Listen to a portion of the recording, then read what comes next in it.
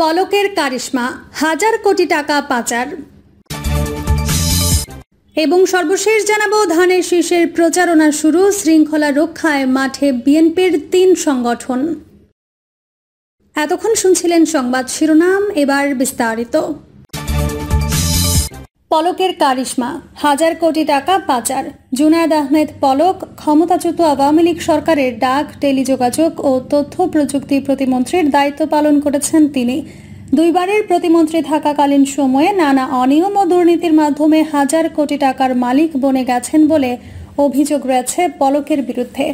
ICT খাতের বিভিন্ন প্রকল্প থেকে একাই বাগিয়ে নিতেন 15% কমিশন। এসব অনিয়মের অর্থে দেশে বিদেশে অঢেল সম্পদের মালিক হয়েছেন তিনি। দুর্নীতি দমন কমিশনের চলমান অনুসন্ধানে এসব তথ্য বেরিয়ে এসেছে। সংস্থাটি বলছে, সাবেক এই প্রতিমন্ত্রীর বিরুদ্ধে এত অভিযোগ অনুসন্ধান করতেও সময় লাগবে। তবে সংশ্লিষ্ট কর্মকর্তারা জানিয়েছেন, যত দ্রুত সম্ভব এই অনুসন্ধান প্রতিবেদন কমিশনের কাছে জমা দেওয়া হবে। দুদক সূত্রে জানা যায়, সাবেক প্রধানমন্ত্রী শেখ হাসিনার তথ্য প্রযুক্তি বিষয়ক উপদেষ্টা সজীব ওয়াজেদ জয়ের সঙ্গে সখ্য ছিল পলকের। সেই প্রভাব খাটিয়ে সরকারের আইসিটি বিভাগ একক নিয়ন্ত্রণ নিয়েছিলেন তিনি। যে কোনো প্রকল্প থেকে মোটা অঙ্কের কমিশন যেত পলকের পকেটে। বিশেষ করে ডিজিটাল বাংলাদেশ তৈরি, অ্যাসপায়ার টু ইনোভেটেড প্রকল্প, Sheikh Russel digital lab, hitech park, IT park, Sheikh Kamal IT training and incubation centre স্থাপন সহ একাধিক প্রকল্পের কাজ হাতে নেওয়া হয় শেখ হাসিনা সরকারের আমলে। বড় বাজেটের এসব প্রকল্প থেকেই মূলত অবৈধ খাত বের করতেন পলক। সূত্র আরও জানায়, প্রকল্প বাস্তবায়নের পূর্ণ প্রক্রিয়া সম্পর্কে বিস্তারিত তথ্য চেয়ে আইসিটি বিভাগের এরই মধ্যে চিঠি দিয়েছে দুদক।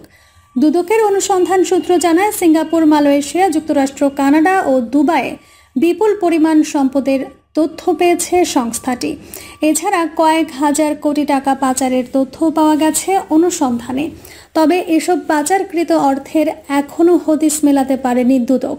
তাই বাংলাদেশ ফিনান্সিয়াল ইন্টেলিজেন্স ইউনিট বরাবর পলক ও তার পরিবারের ব্যাংক লেনদেনের তথ্য চেয়ে চিঠি দিয়েছে সংস্থাটি। নাম প্রকাশ না করার শর্তে দুদকের এক কর্মকর্তা মানব জমিনকে বলেন, সাবেক প্রতিমন্ত্রী পলকের বিরুদ্ধে অনেক অভিযোগ, বিশেষত আইসিটি খাতে নানা অনিয়মের তথ্য আমাদের হাতে এসেছে।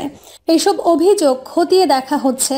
আর বড় একটা অভিযোগ হলো বিদেশে অর্থ পাচার।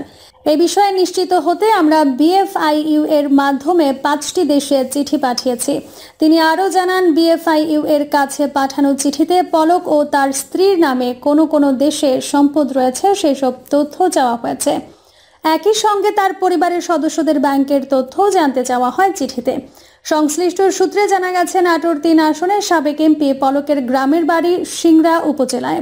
সেখানে তেমন কোনো সম্পদ নেই বললেই চলে। পৈতৃক সূত্রে পাওয়া বাড়িটিও খুব সাদামাটা। তবে পলকের স্ত্রী আরিফা জেসমিন কণিকার নামে ও বেনামে অনেক সম্পদের তথ্য রয়েছে।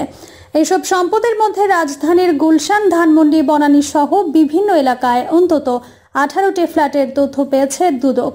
এছাড়া পূর্বাঞ্চলেও একাধিক প্লট রয়েছে বলে সংস্থাটির কাছে তথ্য রয়েছে।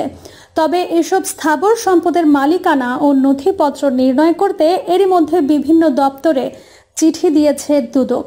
নাম প্রকাশ না করার শর্তে দুদকের এক কর্মকর্তা বলেন, পলক ও তার পরিবারের সদস্যদের নামে ও বেনামে থাকা সম্পদের তথ্য জানতে সাব রেজিস্ট্রারের কার্যালয়, সিটি কর্পোরেশন, রাজুক সহ সব দপ্তরে চিঠি পাঠানো হয়েছে।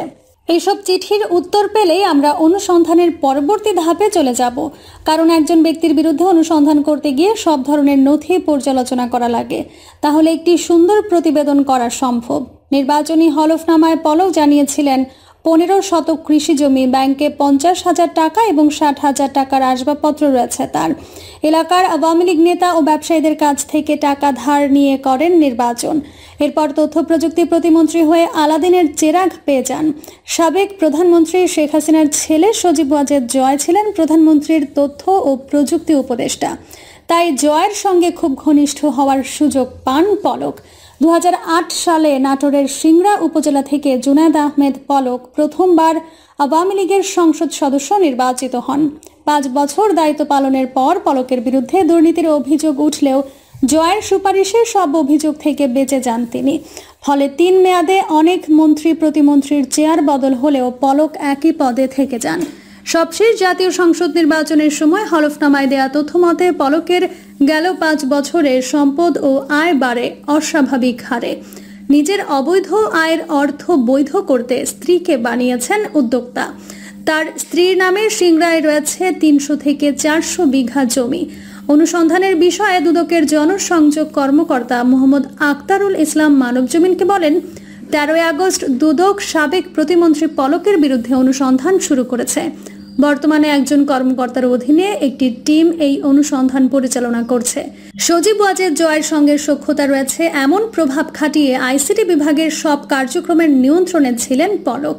তার হাত ধরে বিভিন্ন প্রকল্পের পাশাপাশি মন্ত্রণালয়ের ফেসবুক ও ইউটিউব পেজেও দখলে ছিল। সাবেক এই প্রতিমন্ত্রীর পছন্দের লোক দিয়ে চালানো হতো এসব পেজ।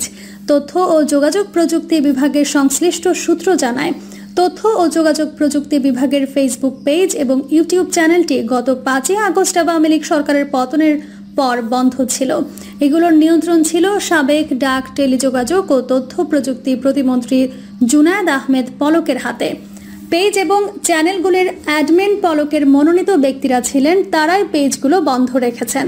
আইসিটি বিভাগ সূত্র জানায়, বিভাগের অফিসিয়াল ফেসবুক পেজ এবং ইউটিউব চ্যানেল পরিচালনা করত ঢাকা লাইভ নামের একটি স্ট্রিমিং প্ল্যাটফর্ম ও ডিজিটাল মার্কেটিং টিম।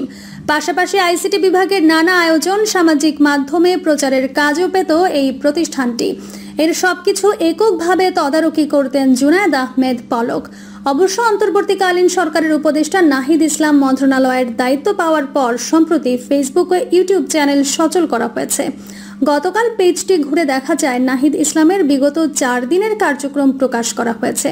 তবে 2023 সালের 31 অক্টোবরের পর থেকে চলতি বছরের সেপ্টেম্বর পর্যন্ত কোনো পোস্ট নেই তাতে। নাম প্রকাশে অনিচ্ছুক আইসিটি বিভাগের এক কর্মকর্তা মানবজমিনকে বলেন, সাবেক প্রতিমন্ত্রীর লোকজনের নিয়ন্ত্রণে থাকায় মাঝের অনেক পোস্টই এখন পেজে নেই। ফেসবুক পেজে নিয়মিত কার্যক্রম প্রকাশ করা হতো, সেগুলো ডিলিট করে দেওয়া হয়েছে।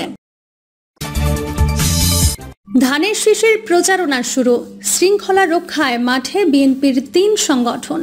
ছাত্র জনতার গণ অভ্যুত্থান পরবর্তী পরিস্থিতিতে রাজনৈতিক প্রাণ ফিরে পেয়েছে বিএনপি। সারা দেশে সাংগঠনিক তৎপরতা চালাচ্ছে দলটি। আগামী ত্রয়োদশ জাতীয় সংসদ নির্বাচনকে সামনে রেখে টার্গেট সুস্থ ধারার রাজনীতি চর্চা। এজন্য দলের শৃঙ্খলা রক্ষায় জোর দিচ্ছেন দলের নেতারা। বর্তমান পরিস্থিতিতে নেতাকর্মীরা যাতে অপরাধমূলক কর্মকাণ্ডে জড়িয়ে না পড়েন, সেজন্য মাঠে নেমেছে দলটির 3 অঙ্গ সহযোগী সংগঠন। হাইকমান্ডের নির্দেশে নেতাকর্মীদের আরও জবাবদিহির আওতায় আনতে জেলা ও বিভাগীয় পর্যায়ে যৌথ কর্মী সভা শুরু করেছেন সংগঠনের শীর্ষ নেতারা। একই সঙ্গে দলীয় প্রতীক ধানের শীষের প্রচারণায় নেমেছে জাতীয়তাবাদী যুবদল, স্বেচ্ছাসেবক দল ও ছাত্রদল।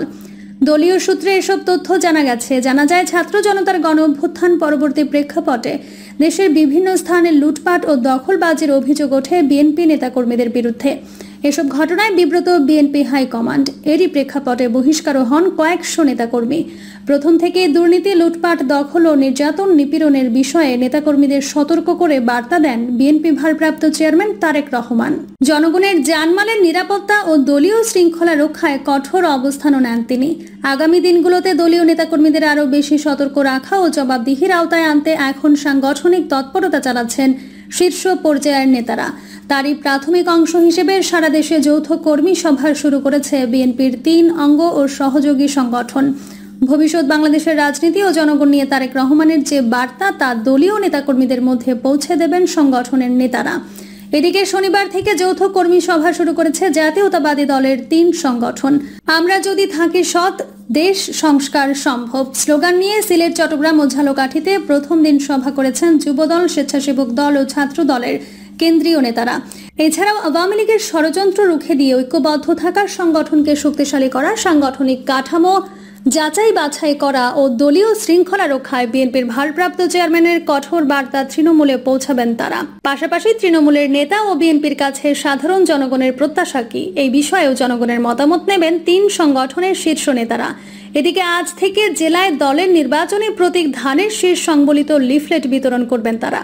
পর্যায়ক্রমে অন্যান্য জেলাও যৌথ কর্মী সভা ও লিফলেট বিতরণ করবে 3 সংগঠন। তবে এবারের লিফলেটের শুধু ধানের শীষ প্রতীক ও বাংলাদেশ জাতীয়তাবাদী দল বিএনপি ছাড়া কোনো লেখা কিংবা নেতার ছবি থাকছে না। নেতারা বলেন, যৌথ কর্মী সভার পরে সংশ্লিষ্ট জেলার থানা পর্যায়ে ধানের শীষ লিফলেট বিতরণ হবে। এর উদ্দেশ্য হচ্ছে দলকে তৃণমূল পর্যায়ে জনসম্পৃক্ত করা, দেশ ও জনগণকে নিয়ে বিএনপির চিন্তাধারা গণমানুষের মধ্যে শেয়ার করা। এই প্রসঙ্গে বিএনপির স্থায়ী কমিটির সদস্য ডক্টর খন্দকার মোশাররফ হোসেন শনিবার যুগান্তরকে বলেন, সাংগঠনিক প্রক্রিয়ায় অংশ হিসেবে মাঠে নেমেছে বিএনপির অঙ্গ ও সহযোগী সংগঠন। আমাদের সাংগঠনিক কর্মকাণ্ড ও লক্ষ্য আগামী নির্বাচনের দিকে। এটাই গণতান্ত্রিক রাজনৈতিক দলের বৈশিষ্ট্য। তিনি বলেন, এখন যারা সরকারে আছেন তারা নিরপেক্ষ, অন্তর্বর্তীকালীন। জনগণের অধিকার ও গণতন্ত্র পুনঃপ্রতিষ্ঠায় তারা প্রতিশ্রুতিবদ্ধ। প্রিয় দর্শক, এই ছিল এখনকার সর্বশেষ সংবাদ। আপডেট সব সংবাদ পেতে চ্যানেলটি সাবস্ক্রাইব করে বেল আইকনটি ক্লিক করে রাখুন।